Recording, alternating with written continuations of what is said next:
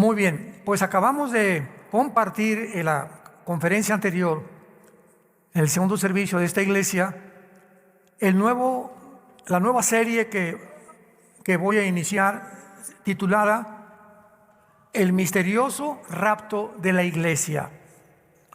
Esta es la segunda conferencia. Y hemos visto en la primera conferencia rápidamente la cantidad de controversias, de barbaridades, así lo puedo definir yo y calificar, que se han mencionado acerca del rapto de la iglesia. Algunos enseñan que va a ser a la mitad de la tribulación, otros que el rapto y la segunda venida es lo mismo, otros hasta se han atrevido a decir que ni siquiera va a haber un rapto de la iglesia. Otros dicen que es una doctrina nueva que comenzó hace 2 siglos. Yo les contesto, si está en la Biblia, pues tiene más de 2000 años. O sea, que se haya comenzado a enseñar hace 200 siglos, o que el Espíritu Santo haya considerado de que era necesario ya abocarnos a esta doctrina por estar en los tiempos finales, es otra cosa. Pero que no salgan que por favor es una doctrina nueva, porque si está en la Biblia, no es nueva, está en la Biblia. Y lo que está en la Biblia es la verdad. También otros dicen, ¿verdad?, que esta doctrina surgió para confundir y para ayudar a que muchos se escapen de la tribulación. Porque como muchos no quieren atravesar la tribulación, pues han usado el rapto para decir que no van a sufrir, etcétera, etcétera, y le han llamado un escapismo. Todas estas contradicciones bíblicas, todas estas opiniones son en contra de la Biblia. Yo he predicado muchos mensajes acerca del rapto de la iglesia, pero he considerado en los últimos meses, por tantas opiniones que estoy oyendo, tantos correos que nos llegan, telefonemas, etcétera, etcétera, twitters de las preguntas acerca del rapto, que he considerado unir o unificar las verdades principales del rapto para exponerlas, para que tengamos una sólida fe, una sólida creencia en esta doctrina que es 100% bíblica. En pocas palabras, para muchos de ustedes que no conocen ni han oído, o tal vez ahorita estás escuchando la palabra rapto, te estarás preguntando de qué está hablando el pastor. Muy bien, la Biblia dice que va a haber una generación de seres humanos, que lo más seguro es que vamos a ser nosotros. Yo no sé todo lo de aquí en la iglesia de Toluca, ¿verdad? Digo nosotros, todos los cristianos de todo el mundo, no se crean tan santitos. Y que este grupo de cristianos de todas las naciones que seguimos a Jesucristo, vamos a desaparecer en un parpadeo de ojos del planeta Tierra. Van a concentrarse los comentarios en la televisión, va a haber choques de tráfico, pilotos que el avión se va a estrellar porque el piloto desapareció, todos los niños menores de edad van a desaparecer de los cuneros, de las casas. Muchos de ustedes se van a levantar en la mañana, ya no está tu esposa. Muchos van a decir, gracias a Dios que se fue. Otros van a decir, al contrario, ¿verdad? Ya no está mi esposo, etcétera, etcétera, o mi esposa. En fin, va a haber una confusión tan grande en el mundo que va a llevar a la pregunta, ¿qué ocasionó que millones de personas desaparecieran? Bueno, la respuesta es muy fácil. A partir de 1946, del siglo pasado, de una forma que no es coincidencial, se inició la famosa aparición de los objetos voladores no identificados, los ovnis. Se puso más de moda cuando en Roswell, hasta una película que hicieron, que un platillo había aterrizado en Estados Unidos y que habían capturado o tenían a la entidad que habitaba el platillo volador, un misterioso marciano o como le hayan puesto, y todas estas cosas con el tiempo fueron descubiertas que habían sido un fraude. Así como el siglo pasado comenzaron a propagar que el ser humano venía del hombre de Piltdown, de Cromañón, de Neandertal, el hombre de Pekín, y que se asumió hasta científicamente. En las escuelas comenzaban a enseñar la teoría de la evolución como algo científico. Imaginémonos nada más esto. Más tarde se descubrió que el hueso que supuestamente era de un hombre era de un puerco o era de un jabalí. El Museo Natural de Londres, Inglaterra, emitió un decreto en el que completamente negaba que hubiera nada relacionado con el hombre Piltdown, con los hombres, que no había, en pocas palabras, conclusivamente, no hay ninguna evidencia científica de una mutación de una especie a otra especie. No hay una prueba que un perro se convierta en un gato en un loro, una ballena en un delfín, una jirafa en un rinoceronte, un burro en una yegua o en otro animal. No hay absolutamente ninguna evidencia científica de una mutación de una especie a otra especie. Luego en 1954 se descubre la molécula del ADN y la teoría de la evolución se derrumba completamente, se hace pedazos en el suelo. Cuando se descubre que tenemos un código, las hormigas tienen un código, las cucarachas tienen un código, un chip, vamos a ponerle un chip, las hormigas, los ratones, los conejos, los jabalíes, el león, otro, todo tiene un chip, las aves, los peces, un chip que les dice cómo comportarse, cómo reaccionar de una manera diferente. ¿Cómo creen ustedes que las abejas puedan haber construido un hexágono en sus panales que geométricamente es el espacio más grande que puede existir dentro de la geometría? ¿Quién les dijo a las abejas eso? Ve un nido de hormiguitas. ¿Quién le dice a la hormiguita, ponte a pensar, ese pedacito de piedrita que lleva de polvo, quién le dice que tiene que caminar y ponerlo exactamente en el lugar adecuado para que todas construyan un nido o una cueva o como se llame? ¿Quién las organiza? ¿Quién les da las órdenes? ¿Cómo puede haber tal coordinación y tal maravilla en el mundo microscópico de que las células de nuestro cuerpo, los átomos, los neutrones, y todo lo que está alrededor en el mundo inmaterial, quién le da esa velocidad a esas partículas atómicas? ¿Cómo puede haber un sistema en el universo que todo lo sostenga, que la Tierra no pierda su velocidad de 24 horas sobre su eje y alrededor del Sol en 365 días? Vemos en todo absolutamente una creación de una mente inteligente. Imposible que seamos la evolución de los animales. Y finalmente el ser humano es la única criatura. Es la única criatura del universo. Ni los pájaros, ni las bestias del campo, ni tampoco los insectos, todos tienen un chip, menos nosotros. A nosotros nos dio Dios la libertad de que tú escojas y determines este camino o este camino. No estamos programados ni autodeterminados en la vida, como lo están los animales, y por eso no pueden ser juzgados los animales cuando un león mata a un conejo o mata a un jabalí, y cuando un tiburón mata a los demás peces, porque es la ley de la sobrevivencia. Pero nosotros los seres humanos, Dios nos dio, no nos puso un chip, no nos programó, nos dejó para que nosotros tuviéramos la característica más grande que tiene el ser humano, que es el libre albedrío. La facultad de que tú escojas el cielo o el infierno, que escojas vivir como un palestino, ¿verdad? Completamente como un animal, matar gente, robar gente, extorsionar gente, defraudar, divorciarte, hacer lo que te dé la gana, engañar a tu esposa, engañar a tu esposo. Tú puedes tomar la decisión que quieras, pero Dios va a juzgarte, tarde o temprano.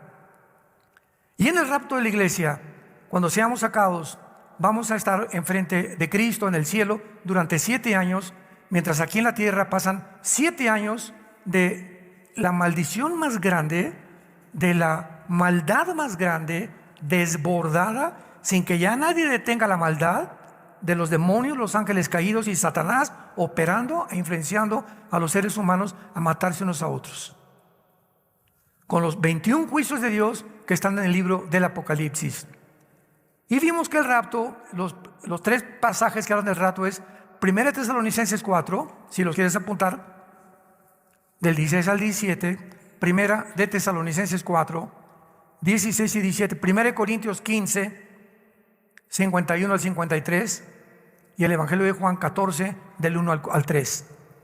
Esto es una breve resumen de lo que vimos hace una hora en el estudio anterior. Muy bien. Abran sus Biblias. Siempre he dicho que los que traen la Biblia son los que se van a ir en el rapto. Ya a estas alturas, como está el mundo, venir a la iglesia sin la Biblia, a un estudio sin Biblia, ya no se puede hablar más al respecto de lo terrible que sucederá. En Apocalipsis capítulo 3 vamos a ver y vamos a comenzar a demostrar por qué la iglesia no va a atravesar la tribulación. No es por escapismo, no es porque no esté en la Biblia, simplemente es por causa del carácter de Dios. Y cuando nos enfrentamos al carácter de Dios, que lo que Él hace y lo que Él ha hecho, Él lo va a repetir siempre con su pueblo, podemos entonces de una forma más sólida tener bases más concretas acerca de lo que estamos desarrollando. En Apocalipsis 3, versículo 10, dice la Biblia: por cuanto has guardado la palabra de mi paciencia, yo también te guardaré de la hora de la prueba. De la hora de prueba que ha de venir sobre el mundo, no sobre la iglesia, sobre el mundo entero, para probar a los que moran sobre la tierra. Muy bien. Este versículo, hay personas que se han atrevido a decir, desde luego, los que no creen en el rapto, que cuando dice te guardaré de la prueba, Dios no va a sacar del mundo a millones de cristianos, sino que simplemente van a pasar la tribulación, pero nos va a proteger de las pestes, de las erupciones volcánicas, de los terremotos, de la persecución del anticristo, etcétera, etcétera. Todas estas cosas contradicen la Biblia, porque en el Apocalipsis encontramos ya nada más en el quinto sello las almas de los mártires muertos por el anticristo. En Apocalipsis 7 encontramos a miles de seres humanos de toda tribu y de toda nación en el cielo, y le pregunta Juan a uno de los ancianos en el cielo y a los ángeles, ¿quiénes son estos? Y le contesta en Apocalipsis 7, han salido de la gran tribulación. Entonces, esto de que Dios nos va a guardar y proteger, al contrario, los que se conviertan en el tiempo de la tribulación, la mayoría morirán como mártires. Y esta es la maravillosa promesa que Dios le hace a la iglesia de Filadelfia. Mientras que las 7 iglesias, capítulo 2 y capítulo 3 de Apocalipsis, fueron iglesias históricas del Asia Menor, las palabras de Cristo para cada una de estas iglesias no solamente fueron dirigidas a ellas, sino a todos los cristianos de todas las épocas. ¿Cómo sabemos que los mensajes a las 7 iglesias de Apocalipsis 2 y Apocalipsis 3 no solamente eran para las 7 iglesias de aquel tiempo que territorialmente ocupaban geográficamente lo que es ahora Turquía? Porque ahí se encontraban en el Asia Menor las 7 iglesias de Apocalipsis 2 y Apocalipsis 3. Lo sabemos porque después de cada instrucción que Cristo le da a las iglesias en Apocalipsis 2 y Apocalipsis 3, dice, por ejemplo, el capítulo 2, versículo 7 de Apocalipsis, el que tenga oído, oiga lo que el Espíritu dice a las plural iglesias. O sea, está en plural, por lo que sus palabras fueron dirigidas a las iglesias de toda la historia. Ahora vemos también los artículos en el original griego, los verbos, que es importantísimo para poder establecer una doctrina hermenéuticamente, que dice, te guardaré, Apocalipsis 3:10, regresamos, de la hora de la prueba. Los artículos definitivos en el original griego indican que son específicos.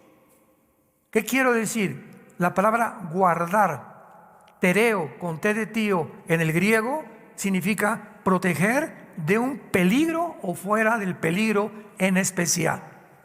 Te guardaré, te protegeré, tú no atravesarás este peligro. También notamos otro artículo definitivo en la frase, la hora de la prueba. Porque los artículos definitivos en el griego indican que son específicos y no solo cualquier tiempo de prueba de la vida. Es un tiempo especial que vendrá en el que va a haber una prueba que nunca la había habido. Mateo 24, 21, apúntalo. Mateo 24, 21, porque Jesús dice, vendrá el tiempo en el que el mundo verá una tribulación como nunca, jamás la ha habido. Porque hay muchos que dicen, bueno, es que la tribulación siempre ha habido en el mundo. Sí, siempre desde que Caín mató a Abel. Guerras, rumores de guerras, golpes de estado, asesinatos, crímenes, secuestros, divorcios, etcétera, etcétera, fraudes. Siempre el mal ha existido. Pero esta hora es una hora específica para un tiempo determinado, que es el tiempo de la gran tribulación. Porque si no, ¿cuál hora de la prueba sería? Oye, Señor, yo he tenido tantas pruebas, pues ¿de cuál hora, verdad? Me estás prometiendo que me vas a librar de una hora que vendrá sobre el mundo entero, no solamente sobre mi vida, ni sobre la iglesia de Toluca, ni otra, va a ser sobre el mundo entero. ¿Cuál es esta prueba? La gran tribulación, mencionada también en el Antiguo Testamento. Ahora veamos en el Antiguo Testamento este tiempo que se menciona como una hora de una prueba que va a venir sobre el mundo entero para probar. Nosotros ya fuimos probados, para probar a todos los moradores de la tierra. Isaías capítulo 2. Y veamos también que todos estos versículos que vamos a leer, que hablan de la tribulación, en el Antiguo Testamento se usa la frase la ira de Dios, el gran día de Jehová, el día del ardor de la ira de Dios. Todas estas frases siempre del Antiguo Testamento siempre se refieren a la tribulación de Israel. Nunca jamás encontramos en el Antiguo Testamento la tribulación de la iglesia. Este es otro punto muy sólido para demostrar. Isaías 2, del 10 al 12. Métete en la peña, escóndete en el polvo de la presencia temible de Jehová y del resplandor de su majestad. La altivez de los ojos del hombre será abatida, y la soberbia de los hombres será humillada. Y Jehová solo será exaltado en aquel día, porque el día de Jehová de los ejércitos vendrá sobre todo soberbio y será abatido. Rápidamente lo comparamos con Apocalipsis 6, en el quinto sello, sexto sello, versículo 14. El cielo se desvaneció, y los reyes de la tierra, y los grandes, los ricos, los capitanes, poderosos, siervos, se escondieron en las cuevas de los montes y decían, caigan sobre nosotros y escóndanos del rostro de aquel que está sentado sobre el trono y de la ira del Cordero. Apocalipsis 6, 16. Porque el gran día de su ira ha llegado, y ¿quién podrá sostenerse en pie? Lo que Isaías 700 años antes de Juan escribió 700 años después del profeta Isaías el Apocalipsis. Lo que Isaías profetizó y describió como la tribulación, Juan lo corrobora en el sexto sello del juicio de Dios sobre el mundo entero. Sigamos ahí en Isaías 2, versículo 17 al 21. La altivez del hombre será abatida, la soberbia de los hombres será humillada, y solo Jehová será exaltado en aquel día. Quitará totalmente los ídolos y se meterán en las cavernas de las peñas, lo que vimos en el sexto sello, por la presencia temible de Jehová y por el resplandor de su majestad, cuando Él se levante para castigar a la tierra. Estamos en el siglo XXI, año 2024, Dios todavía no castiga al mundo. Dios es paciente, no queriendo que nadie se pierda, sino que tú procedas a arrepentirte. A muchos de ustedes Dios no los ha castigado, ni te han venido cosas terribles a tu vida, porque Dios es paciente a que tú te arrepientas. Pero llegó un momento cuando el ser humano individual y de una forma masiva, Dios sabe que tú ya nunca vas a voltear los ojos a Cristo, y entonces Dios, ¿qué va a hacer? Te va a empujar. ¿Querías dinero? Muy bien, te voy a empujar para que te hagas millonario. Pero cuando te hagas millonario, vas a descubrir que lo que tienes, yo no lo voy a bendecir. Se convertirá el dinero en una maldición en tu vida. Querías seguir siendo homosexual, no hay ningún problema, de aquí vas a brincar al transgénero, y cuando comiences a degenerar tu vida y tu cuerpo y comiences a luchar con tu mente, etcétera, etcétera, va a llegar el momento que te van a tener que internar, te vas a suicidar o vas a vivir toda tu vida infeliz por haberme negado la forma como yo te crié, hombre y mujer. ¿No le quieres ser fiel a tu esposa? No hay ningún problema. ¿Quieres seguir siendo un adúltero? ¿Quieres seguir arruinando la vida de tus hijos y la vida, porque sobre tu negocio viene también la maldición? No hay problema, yo te empujo. Te he hablado 4 veces, Pancho, y no has querido hacerme caso. Pues te voy a empujar para que te hundas más rápidamente. Cuando Dios abandona a un ser humano, a una familia, o a una ciudad, o al mundo entero, y Dios les dice, hagan lo que les da la gana, es el terrible juicio de Dios. No hay juicio más trágico que dejar que te abandone Dios y que te diga, no me vuelvo a molestar con tu vida. Haz lo que quieras. Nos encontramos en el día del juicio. Ahí me darás cuentas de la responsabilidad y el libre albedrío que yo te di. Veamos ahora el libro de Sofonías. Sofonías también en el Antiguo Testamento. Y vamos a ver en este libro maravilloso de Sofonías, en el capítulo, vamos a comenzar en el capítulo 1 de Sofonías. No le vais a encontrar cerca de Génesis, Está después de Habacuc y antes de Ageo, ya casi en los últimos libros del Antiguo Testamento. Sofonías 1 dice así, del 14 al 18. Cercano está el día grande de Jehová, cercano muy próximo, es amarga la voz del día de Jehová. Gritará allí el valiente, día de ira aquel día, día de angustia y de aprieto, día de alboroto y de asolamiento, día de tinieblas y de oscuridad, día de nublado y de entrenecimiento, día de trompeta y de algaraza sobre las ciudades fortificadas y sobre las altas torres. Sofonías claramente nos muestra que este día se llama el día grande de Jehová, día de ira, de angustia, de alboroto, de tinieblas, de oscuridad y de nublado. Y en ninguna parte encontramos nosotros que la iglesia pueda ser mencionada. Ahora, muy bien, cuando nosotros estudiamos que la única manera de ser librados, de estos terribles juicios será mediante el rapto de la iglesia anticipadamente, y los que hayan sido sellados por Dios en la tribulación. Son los únicos que van a escapar. Los que antes que comience la tribulación y el anticristo se manifieste, salgamos del mundo, y los que se quedan, los seres humanos que se quedan, solamente 144,000, Apocalipsis 7, judíos étnicos, 12,000 de cada tribu, van a ser sellados para que no puedan ser alcanzados por el anticristo hasta el final de la tribulación.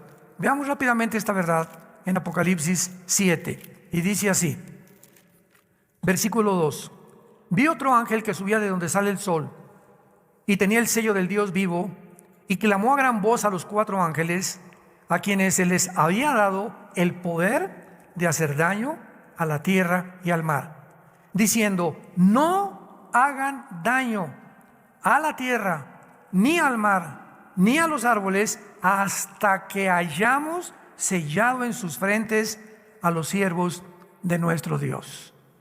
En la tribulación, 144,000 judíos que tomarán el lugar que la iglesia perdió, porque la iglesia terminará en apostasía. Y cuando dice Mateo 24, y será predicado el evangelio, y entonces vendrá el fin es el final de Israel. La iglesia no va a acabar con la evangelización del mundo.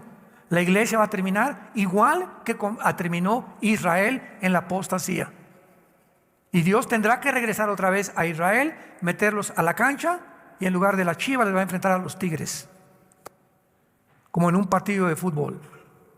Ya México perdió, pues ahora meto otro equipo para que pueda yo, que he venido entrenando a 144,000 judíos, para que ellos se encarguen de evangelizar finalmente el mundo, junto con los 2 testigos de Apocalipsis capítulo 11. Me van siguiendo poco a poco cómo está la cronología y cómo los eventos se van sucesivamente acomodando uno detrás del otro. Esto es muy importante para una perspectiva más amplia de la tribulación y del rapto de la iglesia. Ahora vamos al Nuevo Testamento, Y veamos también claramente que los que se conviertan en el libro de Apocalipsis en la tribulación sufrirán la persecución y la muerte durante este periodo de tiempo. Apocalipsis 6, del 9 al 11. Cuando abrió el quinto sello, vi bajo el altar las almas de los que habían sido muertos por causa de la palabra de Dios y por el testimonio que tenían. Y clamaban a gran voz allá en el cielo, diciendo: ¿hasta cuándo, Dios? O sea, estaban hablando con Dios. ¿Hasta cuándo, Señor, santo y verdadero, no juzgas y vengas nuestra sangre en los que moran en la tierra?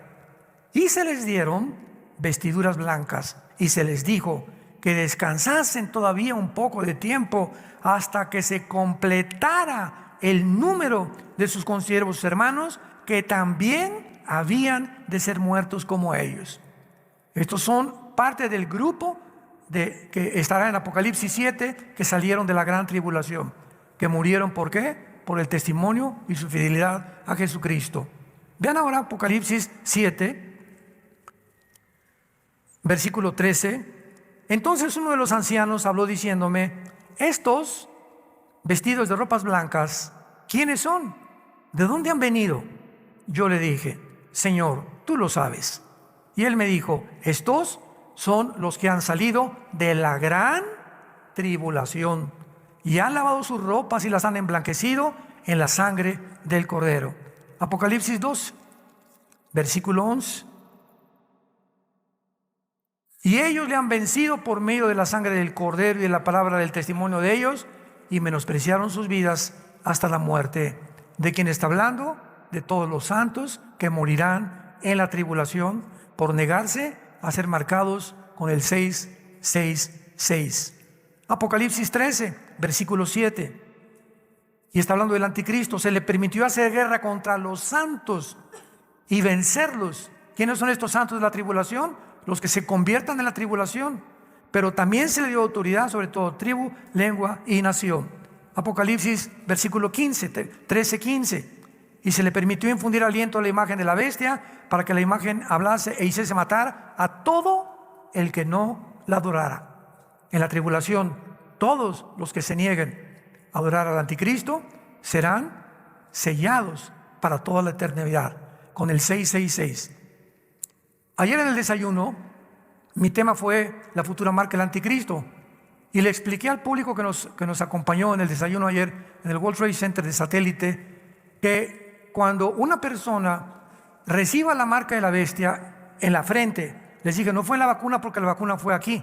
Entonces descartemos que la vacuna, si te vacunaron, ya te salvaste, no estás marcado con el anticristo. Pues la vacuna va a ser, la marca va a ser aquí o en la mano derecha. Esa es la marca del anticristo. Mientras no sea aquí o aquí, no ha sido la marca del anticristo. Si te ponen un chip aquí para localizarte, o aquí en el ombligo, etcétera, etcétera. O si hay un lugar como Obama, quería el expresidente de Estados Unidos, que todas las personas trajeran un chip con la información de su seguro social, de sus resúmenes médicos, su dirección, cuentas de banco, etcétera, etcétera. Tampoco era la marca del anticristo. Tenemos que ser más bíblicos. Y además, para que la marca aparezca, pues tiene que aparecer el anticristo primero. Si no hay anticristo, no hay marca. Y nosotros no vamos a estar aquí. Eso es lo más lógico, ¿verdad? Pero cuando venga el anticristo, el que no vas a poder comprar, subirte al avión, ir a la tienda de abarrotes, ir a Oxxo, ir a esto, a comprar pantalones. No vas a poder hacer nada si no tienes la marca aquí y aquí. Y si no la tienes, te va a costar la decapitación. Apocalipsis 24. Porque el anticristo usará no la silla eléctrica, ni tampoco el fusilamiento para poder matar a la gente. Usará la decapitación. Y la única religión en el mundo que usa la decapitación es el Islam. Y ya en el califato, en la serie pasada que acabo de terminar, lo dijimos claramente, ¿verdad? Que el anticristo surgirá de las filas del Islam. Si quieres todos los detalles, busca en YouTube la serie El Califato de los últimos días. Ahí explicamos claramente todo esto. Muy bien. Entonces, vemos pues de una forma muy clara de qué forma ahora Apocalipsis 14:13, Apocalipsis 14:13, oí una voz que desde el cielo me decía: escribe, bienaventurados de aquí en adelante los muertos que mueren en el Señor. Ahí está todos los santos que durante la tribulación se van a convertir, pero todos morirán como mártires. Sí, dice el Espíritu, descansarán de sus trabajos, porque sus obras con ellos siguen. Apocalipsis 17, versículo 6. Vi a la mujer ebria de la sangre de los santos y de la sangre de los mártires de Jesús. Y cuando la vi quedé asombrado con gran asombro. Vemos que el sistema religioso que se va a unir a la persona del anticristo, dirigida por el falso profeta, este sistema religioso va a implantar una sola religión, que será el Islam, en el mundo entero. Y es la única religión, ni el hinduismo, ni el catolicismo, ni el cristianismo, ni el budismo, ninguna religión en el mundo impone la religión a fuerza, a costa de que si no lo aceptas, te matan. Tú puedes ser judío y regresar, pues te corre, ya no es judío, te corre tu familia. Que eres católico, eres cristiano, te van a dejar de hablar por un tiempo, te van a criticar, ya te fuiste a una secta, etcétera, etcétera, pero no te van a cortar la cabeza al llegar a tu casa.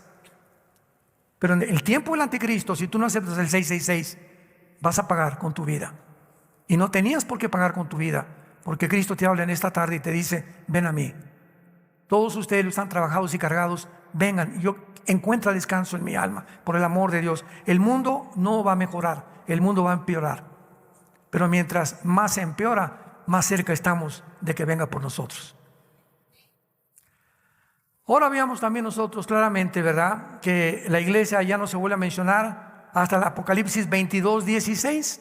Lo que el Espíritu dice a las iglesias es: Jesús vuelve a recordar que el Apocalipsis es la revelación de su conocimiento a las iglesias. Pero del capítulo 4 de Apocalipsis al capítulo 19 de Apocalipsis no vuelve a aparecer la iglesia nunca. Esto es increíble, porque la iglesia se usa 19 veces en los primeros 3 capítulos del Apocalipsis. 19 veces. Y del capítulo 4 al 19 la iglesia desapareció. ¿Dónde está la iglesia? Estamos en el cielo. Ahí nos vemos. Ahora, veamos nosotros en la segunda carta a los tesalonicenses. Qué precioso y qué maravilloso es cristianos con la Biblia. Qué lindo. Qué importante es checar tus pasajes, leerlos tú, hacer notas, tomar notas.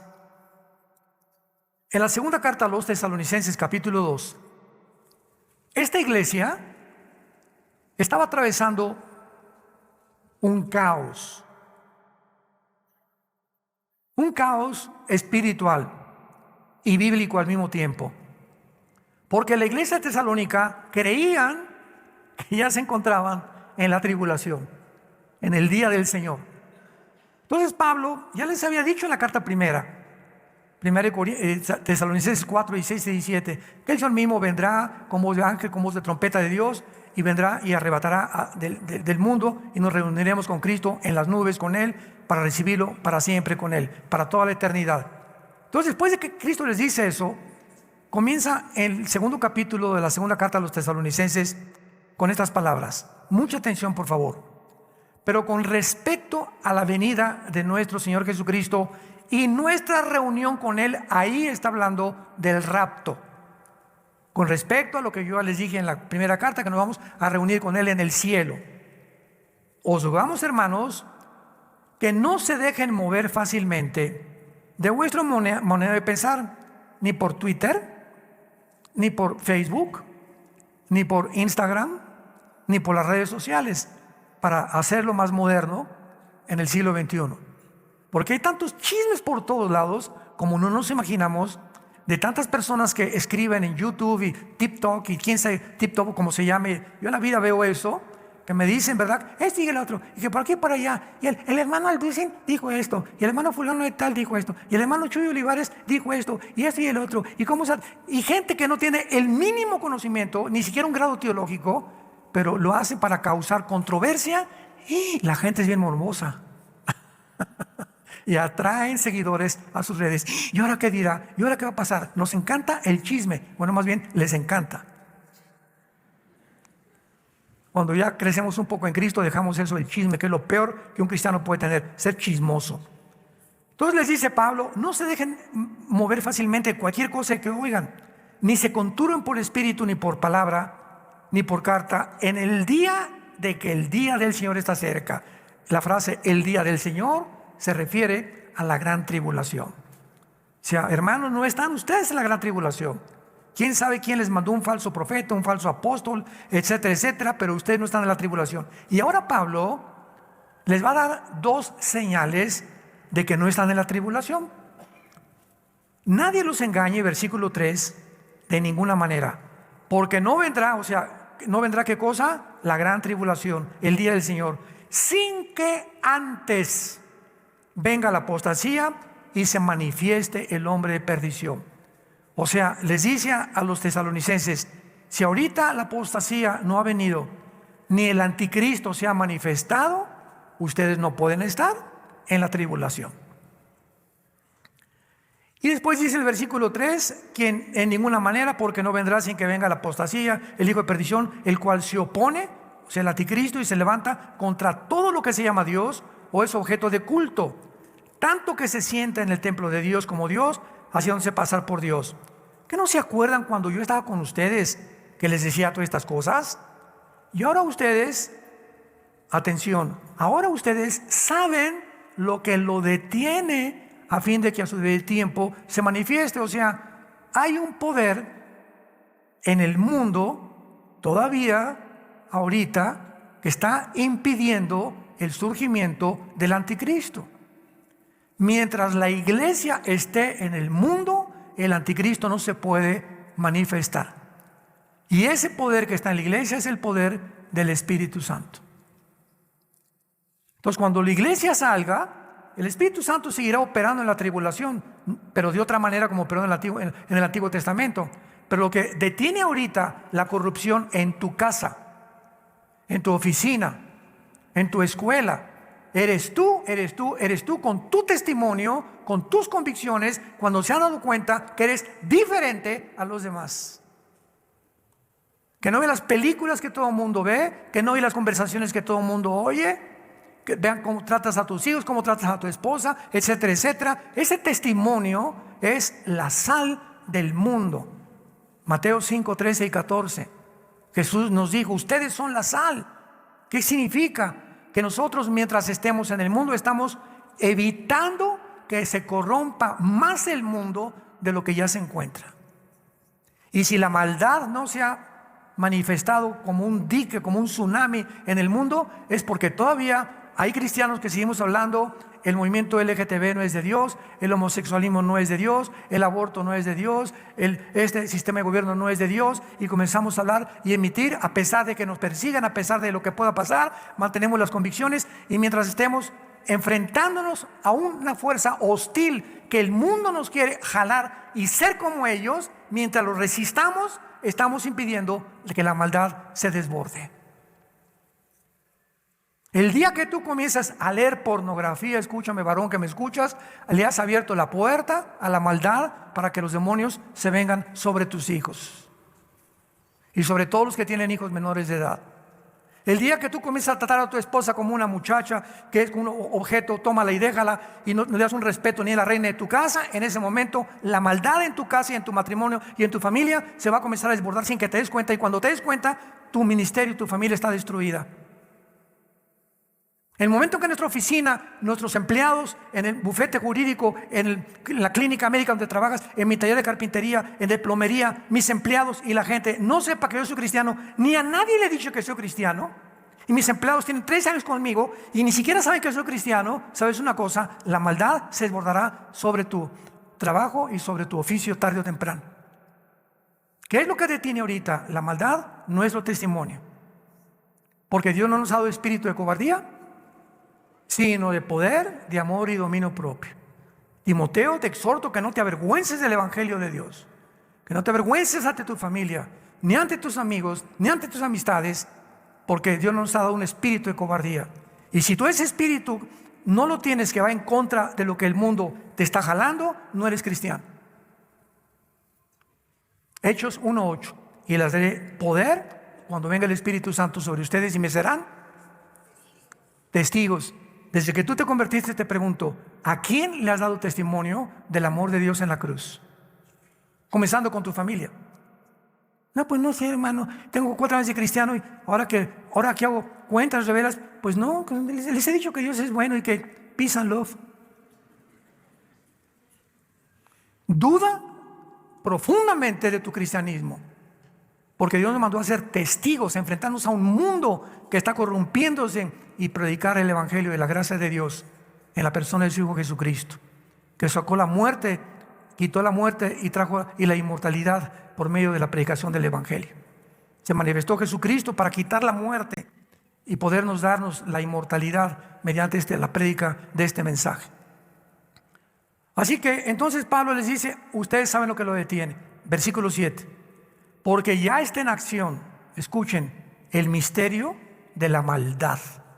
Esta palabra iniquidad, a los que les interese, se tradujo iniquidad, es la palabra griega anomia, con A de Armando, anomia, que significa rebelión contra las leyes de Dios. Dios dijo, es hombre y mujer, el mundo dice, no, no es hombre, es mujer, no es mujer, es hombre. Dios dijo, velen por la vida, y la gente dice, no, no es así, podemos nosotros abortar. Al mes, a los 2 meses, etcétera. Dios dijo, séle fiel a tu esposa, mantengan el adulterio, el que comete adulterio corrompe su alma, verías y vergüenza hallará. Y eso es lo que están haciendo. Entonces, cuando nosotros contradecimos esto, nos encontramos dentro de una dimensión que se llama la dimensión de la maldad, que está operando en el mundo de una forma invisible, sin que nos demos cuenta, tratándonos de alejarnos de Dios. Bueno, sí creo en la Biblia, ahí de vez en cuando. El viernes la leo un poquito más. El domingo ni la llevo a la iglesia. Y sin que te des cuenta, al alejarte de la Biblia es la palabra, es Cristo encarnado, es la palabra encarnada. Y cuando comienzas a alejar de la Biblia y de leerla, de memorizarla y de traerla y amarla y tomar y estudiar, etcétera, etcétera, sin que te des cuenta la maldad, como cuando entra la polilla a un mueble de madera. Yo hace mucho tiempo, cuando era misionero en la sierra entre Oaxaca y Guerrero, éramos muy pobres, comenzamos muy pobres. Teníamos un mueblecito que nos regalaron con 2 cajones para guardar nuestra ropa. Y un día llego con el mueble y le hago así, y así, ¡pum!, se cayó al suelo, lleno de polilla, no nos habíamos dado cuenta. Y así es el pecado, sin que te des cuenta, la maldad comienza, chucu, el pecado sin que te des cuenta. Y de repente, cuando te das cuenta, ya no tienes poder para enfrentarte a la tentación, al adulterio, a la fornicación, al robo, al fraude, a la mentira. Sin que te des cuenta, tu vida se está desmoronando, tu carácter está hecho pedazos en el suelo por la maldad, que solo puede ser detenida cuando tienes convicciones firmes. Un varón, un hombre de Dios, es un hombre que tiene convicciones profundas y ama a su familia y a su matrimonio. Cuando no es eso, el misterio de iniquidad está operando de una forma intempestiva en tu vida. Y dice a continuación, para terminar, el apóstol Pablo, versículo 8, y entonces, ¿verdad?, cuando lo que lo detiene se ha quitado, entonces se manifestará aquel inicuo. Y se usa la misma palabra, anomos, aquel que va en contra de todas las leyes de la creación originales de Dios en la Biblia.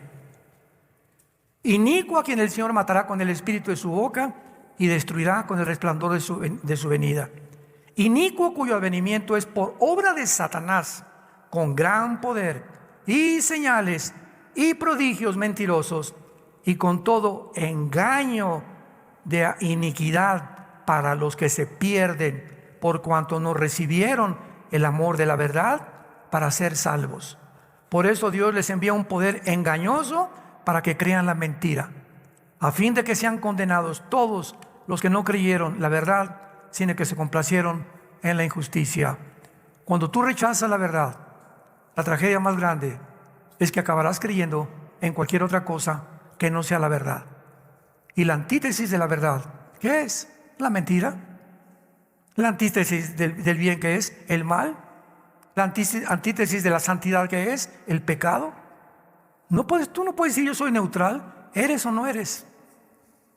¿Eres o no eres? No, pues yo no soy ni de Chivas ni América. ¿Te imaginas una camiseta América Chivas? No existe, ¿verdad? Alemania, Dinamarca, Colombia, Brasil, no, ¿verdad? Entras al campo y hasta le hacen así. Mira, América, mira, orgullosos los jugadores del equipo al que pertenecen. ¿Tienes ese orgullo tú de servir a Dios? ¿O eres un hombre de doble ánimo, engañado completamente? ¿Eres en la iglesia, tienes cara de San Camilo aquí en la iglesia el domingo y pareces un cocodrilo salido del lago de Texcoco entre semana con tu familia? En tu oficina eres una persona, en la iglesia eres otra, con tu familia eres otra persona. Cuando tú tienes 3 máscaras, me pongo una en la oficina con mis amigos, otra en mi casa y otra en la iglesia. Se llama esquizofrenia. Y esa esquizofrenia es el producto de tu maldad, de tu falta de convicciones. Y cuando hay la palabra esquizofrenia significa mente dividida. Dice Santiago capítulo 1, el hombre de doble ánimo es inconstante en todos sus caminos. Nunca vas a encontrar el camino a la verdad. Estás acá mañana y acá otro y acá con tus amigos y allí pasan los años, llegas a los 40, 50, 60 años y no has cambiado. Sigue siendo el mismo, sigue siendo la misma. Siempre están aprendiendo y nunca llegan al conocimiento de la verdad. Entonces, ¿qué hace Dios? Te va a mandar un poder engañoso para que ahora, de aquí en adelante, sigas creyendo las mentiras del mundo, a fin de que sean condenados todos los que no quisieron oír que Jesucristo es el camino, la verdad y la vida. Él es la resurrección y te ofrece sus manos taladradas en la cruz, su cuerpo resucitado, su segunda venida, el rapto que ya no tarda en venir por nosotros, para que tú puedas, la corta vida que te queda, estos días que los tenemos ya contados, créamelo, tenemos los días contados. La guerra nuclear está en la esquina ya. El mundo va a entrar en una vorágine, ¿verdad?, de una espiral de autodestrucción como nunca había estado. Ahora imaginémonos en la tribulación cómo las cosas van a estar todavía muchísimo peor. Pero Jesús dijo, yo he venido para que tengas vida y para que la tengas en abundancia. ¿No quisieras tú en esta tarde entregarle tu vida a Jesucristo? Oremos. Te damos gracias, Padre y Dios de Jesucristo nuestro Señor, por habernos hecho renacer para una esperanza viva por medio de la resurrección de Jesucristo entre los muertos, para una herencia incorruptible reservada para nosotros en los cielos, que somos guardados por el poder de Dios mientras nos mantengamos creyendo y actuando como tú quieres que vivamos, porque somos protegidos por tu poder mediante la fe. Gracias por tan grande salvación, Señor, porque pronto, muy pronto, Señor, tal vez más pronto de lo que nos podemos imaginar, estaremos contigo.